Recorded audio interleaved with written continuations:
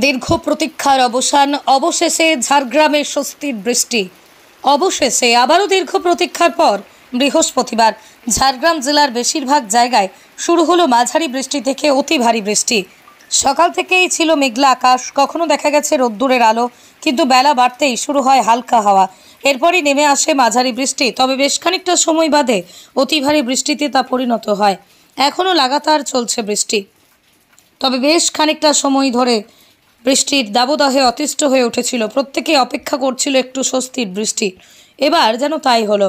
যদিও আকাশ যেভাবে মুখভার করে রয়েছে তাতে অনেকটাই বোঝা যাচ্ছে আজ সারাদিনই বৃষ্টি হওয়ার সম্ভাবনা বেশি থাকবে।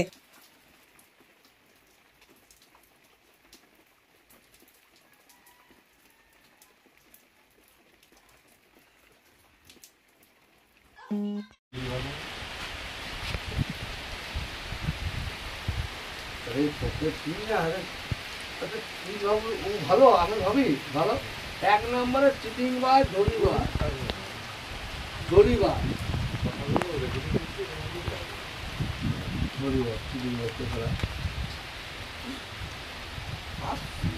আর একটা পাঠা বড় আছে।